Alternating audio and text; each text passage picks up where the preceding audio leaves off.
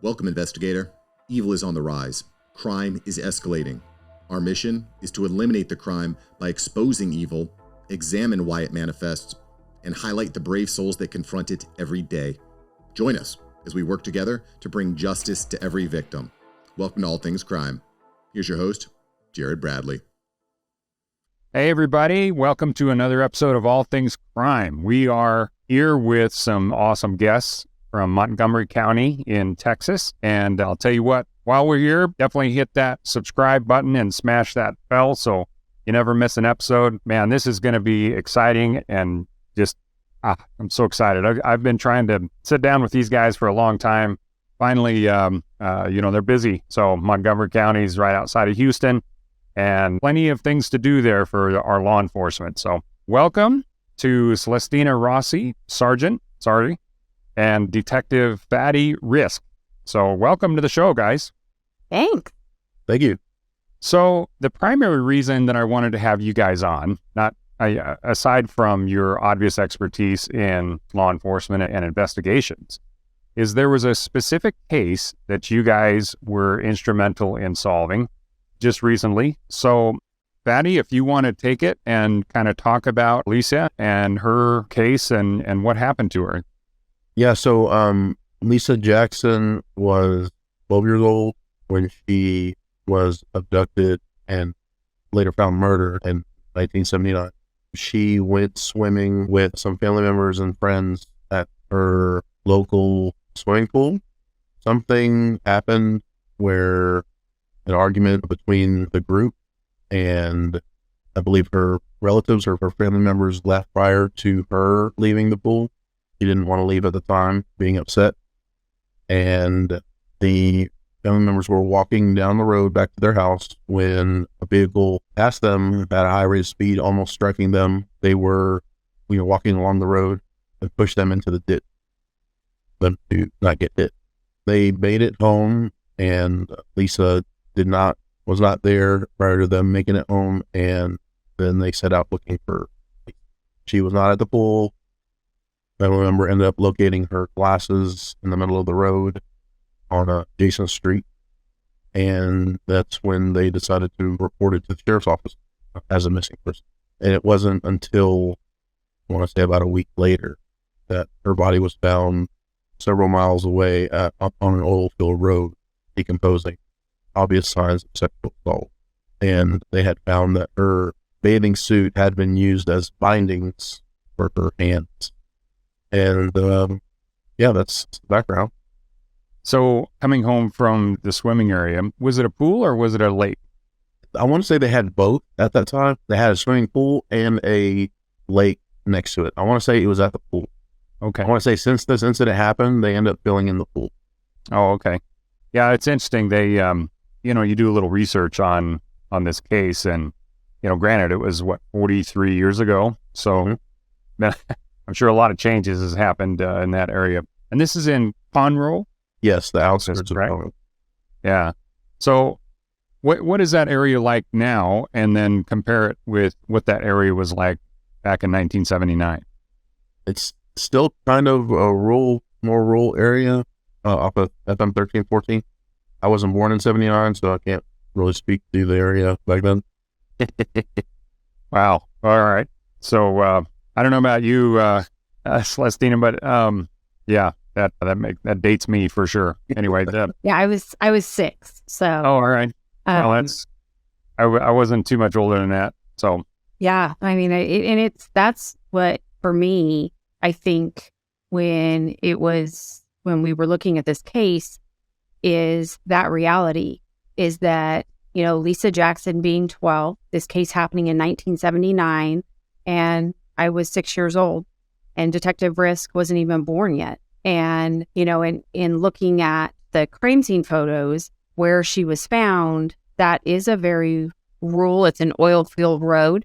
But here in Montgomery County, while it seems like parts of our county have grown up and built up, as you said in your opening, we are on the north side of Houston. And when I first moved here, there was Conroe, and then you traveled a considerable distance and it was rural. And then you started hitting the outskirts of Houston.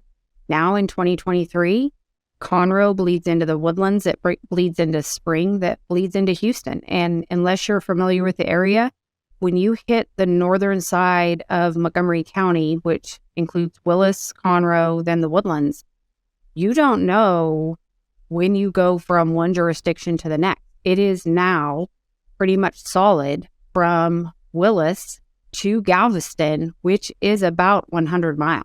So the area has just exploded. Our county alone in the last 20 years has gone from about less than 500,000 people to right now at about 750,000 people. So the area we've had a huge influx of population, but when you go out to Lake Wildwood, that place is still very rural and we still have oil field roads. And so there is still, once you get off the beaten path of I-45, which is one of our interstate corridors through our county, you can still find those rural areas. And so it is shocking to go out to that area. And it really is, from the crime scene pictures, it does seem like it kind of has just stood the test of time. It still is very rural.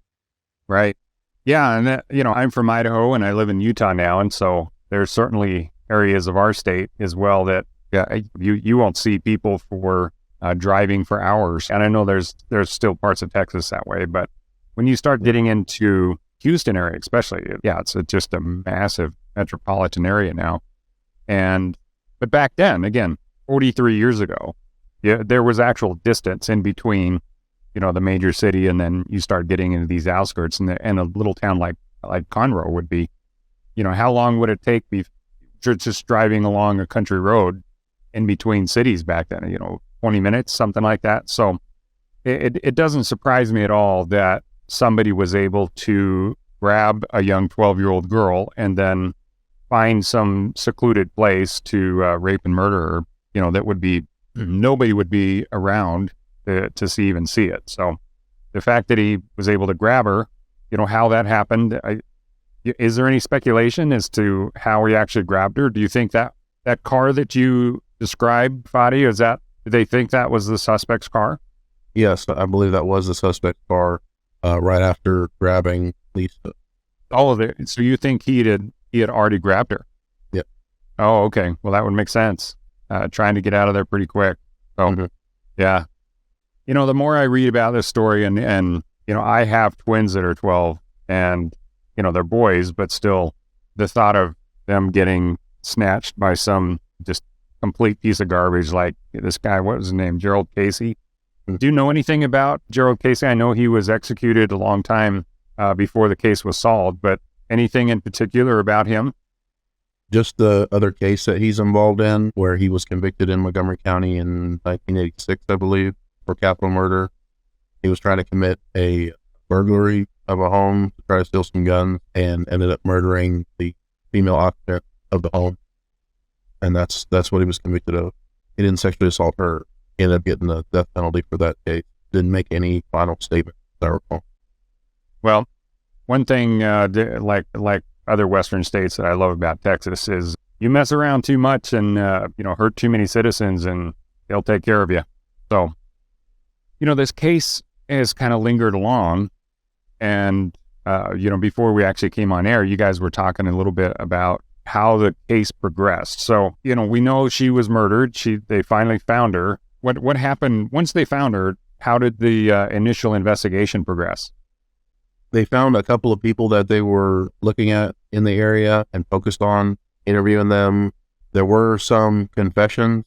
Unfortunately, those didn't turn out to be accurate. The judge felt that they were forced confessions and ended up kicking them out after they were arrested for them. So then the case kind of stalled after that. In the initial investigation, Mr. Casey's name actually came up, but unfortunately, the detectives at the time had tunnel vision on a couple of people and didn't follow up that lead.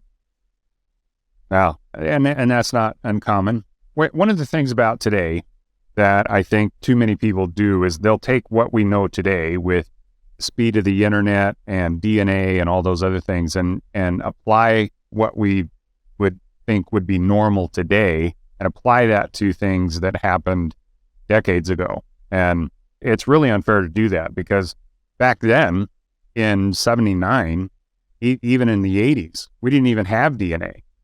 So, DNA didn't really even start coming on the scene until late 80s. And then in the 90s is really when it actually became a worthwhile investigative tool. But even back then, and Celestina, you were probably around then in the the late 90s, you still needed a dollar or a blood spot about this big just to identify what type of blood it is. Do you remember those days? Oh, I do. And I mean, I started here at the sheriff's office in 1997, and then I didn't promote into the crime lab until 2002. But in 2002, we would have, touch DNA was absolutely not a thing. You were never looking for any kind of blind DNA. We were sending large samples, whether it be biological fluids like human saliva or blood was always our best chance. But the amount of the stain that you had to have and our results, they weren't that great. You could have a lot of sample and, if we were seeing results 1 in a million, we thought we'd hit pay dirt. Now we're seeing results that are 1 with, 40 zeros attached to it. And it's like, what does that number even look like? And you write it out on paper and you're just amazed. And so just in my career here in the lab, where what we've seen over the last 20 years is phenomenal, and which just is science is just fascinating on how far we've come in such a short amount of time. Yeah, the sensitivities of the lab and the ability to differentiate now between different profiles. And like you said, if you get a good enough sample, 1 in quadzillion or whatever that number is, it's pretty big. Yeah. So to be able to say with that level of certainty that you've got the right person is certainly a luxury of today that they definitely didn't have back in the 1979. So the initial investigation starts and they focus on some other people and then it kind of goes dead. What, throughout the history of this case, when was it brought off the shelf and looked at again? Our cold case unit started in 2006 with a single detective from a grant, and then he, did the hard work of pulling all these old cases and, getting them organized and put together in one spot. Just a massive, massive undertaking. The original detective was Thomas Duroy. Just looking back and looking at the amount of work he had to do to get these cases where they need to be, it's just incredible. But anyway, it started in 2006 with him by himself, and then a year later, a second detective was brought on, and this was, one of the first cases that it was actually the oldest cold case that we have on our list at the time, and it's coincidental, but the original cold case detective actually went to school with the victim, Lesia Jackson. He remembers her in elementary school. This was one of the cases that he really focused on and tried to solve. Thanks for joining us. Your attention today brings us one step closer to exposing and eliminating the evil that brings crime to our communities. Hit subscribe and share this episode. Together, we will bring justice to every victim.